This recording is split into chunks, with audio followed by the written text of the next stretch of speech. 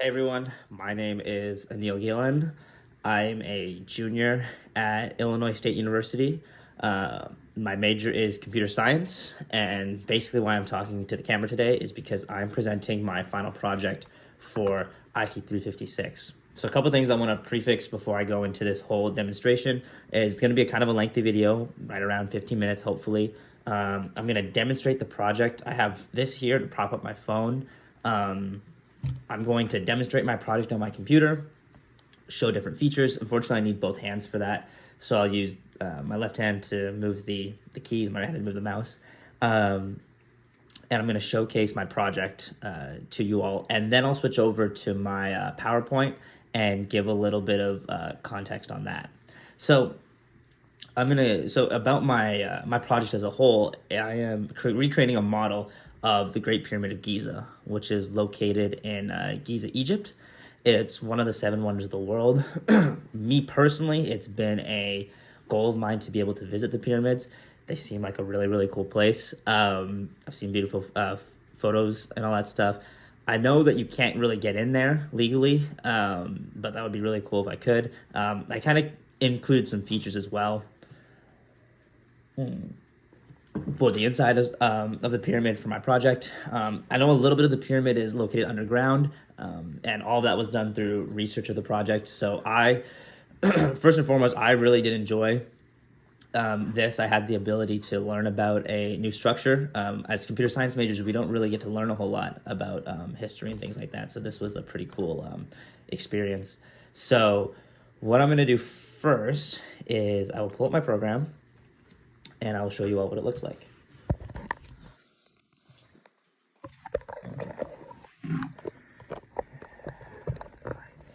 Okay, perfect. So right here, the first thing that I want to talk about is this is the pyramids as a whole. There's a picture that I was mirroring off of that I can show you all in a second. But so the pyramids consists of 6 pyramids, 2 really big ones right here. There's a little smaller one in the corner, and then 3 all in line smaller periods. And so a couple things that I added to this project was I wanted to make it like pyramid, so bricks for the pyramid, sand obviously as my floor right here, and then I wanted to create a sunset. I was having issues with textures for my project, so I ended up using just an orange sunset, which kind of represents what it would be like in the desert. Obviously, the sun's out, 90% of the day, and this is kind of a way to emulate that. So, sorry. Like I said, I like the video, a lot of talking, so that's why I'm drinking some water. So first thing I want to show is a really big feature, obviously, is the camera and the movement. So I have a feature where you can move with your mouse, and you can move with these keys right here: W to go forward, S to go back, A to go left, and D to go right. And so yeah, this right here is about the angle that I wanted to compare to the original photo, and I can show that in a second. But that's this right here.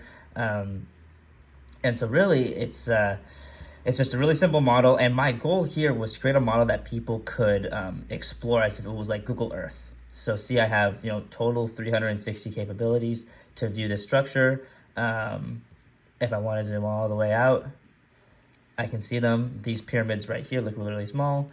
I can get even closer, right? Get up close and personal to the pyramids. Obviously, in real life, they're not smooth. They're built brick by brick since it was made. It was man-made. But in the case of OpenGL, this is what I could do. So again, you can have a bird's eye view perspective of the pyramids as a whole. I also did add a light shader down in this bottom corner just so it can enhance the features of the pyramid. And also, it kind of represents the sun as well, because at certain points, see this is reflecting light here, and a shadow is created here, and a shadow is forced here because this tall pyramid is obviously blocking the sun. So I wanted to make this project as realistic as possible. And to add on to that point, the point of being realistic, zoom down, keep going down. Okay, see right here. So this is technically the sand right here. This is the bottom line. But under here, the pyramids seep underneath. And so someone might wonder, well, okay, he did that. He made that mistake when he was doing his code. Obviously, he shifted it down a little bit too much. But no, I actually did this on purpose.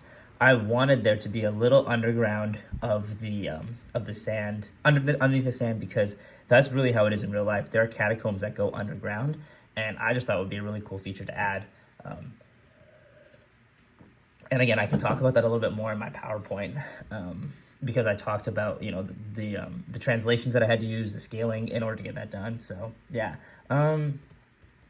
Anything else I want to talk about right here? Again, I can go into deeper detail, but also the way that I spaced out the pyramids was very intentional as well. Because if I looked at the original drawing, I also looked at Google Earth and like the spacing of everything, and obviously, like, I think in real life, they are separated by roads, and they're a lot farther apart. But for the sake of this project, I wanted to, you know, get everything in close so you wouldn't have to zoom all the way out. And so the spacing, for example, here, these are all online. That's intentional because that's the way it is. Ignore that notification. But yeah, so it's yeah, it's a cool feature. Okay, so next what I'm going to do is I'm actually going to leave this right here. And I'm going to switch over. Let me see if I can find the photo of the pyramid of Giza. Again, I'm showing you all this because I want to give you as much, you know, the best, what's the word I'm looking for? I'm looking for context as possible. So I'm going to actually pull it up on my screen as well. And I'm going to line this up.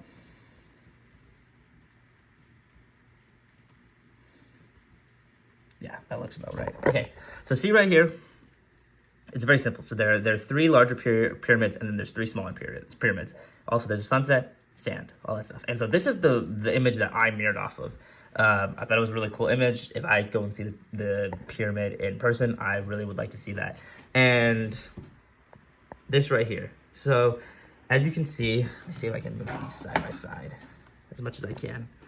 Yeah, that's pretty far back, but as you can see, these three little ones, nice, I'll grab that in a sec. These three little ones are just like these three ones right here. And then you have your tall pyramid in the middle, and then you have a short one all the way in the back. So when creating this, I used simple scaling techniques, and just made it really easy for me as the programmer to make this happen. So what I'm going to do now, I've turned the camera back my way, but I am going to show my PowerPoint. And so, yeah, let me turn this around. I'll just hold the phone at this point, so excuse me if it's shaking at all. So really simple, final project, Aneel Gillan. So a little bit about me. I'm a junior at ICU, majors computer science, and a hobby of mine is playing golf. So a little bit about the project. We talked about this a little bit. It's located in Giza, Egypt, as one of the 7 wonders of the world. I hope to visit one day. Overall, I was actually very happy with my project. I was able to use some of the skills I learned in our past assignments to create this project, and I was very happy with it. Again, the one thing, I really had 3 things that were mandatory: a pyramid, sand, and sunset. So I was able to get all 3 of those things. The sunset I wish was maybe a little bit better, but I had some texture issues, and so again, I created the orange backdrop to kind of mirror the sun that we would see in the desert, and also I added in the light shader in that position to show if the sun was in that position during the day, that is kind of the shadows that would come off of our pyramids. And in here I just made no updated proposal was made, since I made no changes to my previous one that I submitted back when it was required. So the first skill that I used was texture mapping. Obviously very simple with the pyramid. I was able to make it a brick feel, and then the sunset, I was able to use the kind of orange backdrop to mirror the sunset, and then sand. The sand was super easy as well. Texture mapping was done. I mean, I think this was the best way to approach the project, and it just made it super simple to get that done. Scaling, like I had mentioned, sorry, take a drink of water. Like I had mentioned, scaling and transformation were the 2 biggest things. Rotation, I did not use as much, but scaling and transformation, I wanted to make this as real as possible. And so the different sizes of the pyramids were very important. The spacing from how far they were, whether one was underground or not, that was really important to me. So next slide. So see right here, I've clearly demonstrated that these pyramids are a lot smaller than these, just like it is in real life. And then this actually shows as well it going underground. That was a really big feature that I wanted to add.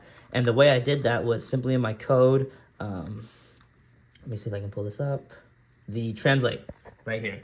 So I was able to use the X, Y, so X, Y, and Z variables. So see under here, I've gone minus 0.10 or minus 1.0 F. That makes the little bottom part of the pyramid go underground.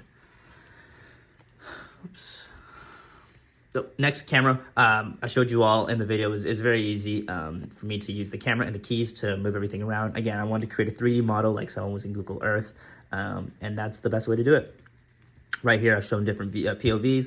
This one is head-on that I showed at the start. It's kind of a diagonal angle, and then this is a bird's eye view.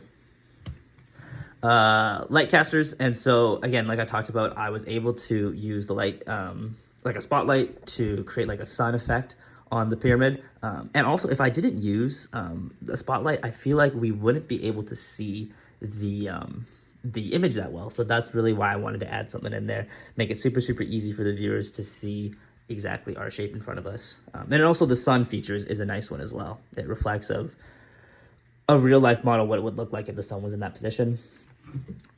Frame buffering, and so this was kind of a more advanced feature that I used. It was super simple, just in the fact of like, hey, I know someone might be using a certain might be viewing it on a laptop, some might be viewing it on a big desktop like this, or a little laptop screen like that, or even a bigger one like that. And what I want to do is use frame buffering just so that people are able to use it on any device. Again, I wanted to make this as realistic as possible. Not everyone is using Google Earth on the same device, so frame buffering allowed that.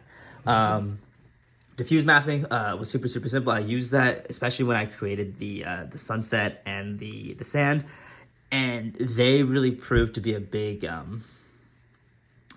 starting point in my project, because through them I was able to use them as like really like a sample, like a template to move my pyramids around wherever I needed to. Again, that's just a showing of the sample image and my model. Next, surface modeling. Again, kind of piggyback on like the pyramids and the sizing and all that stuff. Surface modeling was super, super easy. I was able to make super simple coordinates to make sure everything was precise and everything was straight and equal. So surface modeling was, I think, the best technique to do that. I'm going to show here. These are some of the coordinates I had in my code. This is my model again. And if you see in the blueprint right here, I'd label this 1, 2, 3, 4, 5, 6. So that's kind of how I labeled my pyramids. And then if I move back over to my code, where is this? For example, here, I've said second big pyramid, pyramid number 2. So this is like big pyramid 1, big pyramid 2, big pyramid 3. This is number 2. I've also put that in my comments here. Just made it super simple for me as a programmer to go through it, but also for anyone grading my assignment to kind of see what that looks like. Oops. Closing remarks. Again, here, I'm going to turn the camera for this. It was a super cool project. Really had the opportunity to kind of explore the history of something, really create something that was my own. OpenGL this semester has been a great language to work with. I'm very happy that I've had that opportunity. I mean, I'm a big video game guy, so to get to work on graphics like this has been really, really cool. Overall, I'm happy with what I was able to produce. I think I learned a lot for sure. I was able to use the past assignments and the lecture code and the lectures as a good baseline. Overall, I'm very happy with my progress. Just want to say thank you for watching. If you have any questions about my project, please feel free to reach out via email. But yeah, I wanted to create a realistic model, and I was able to do that with a lot of the techniques I use today. And yeah, thank you.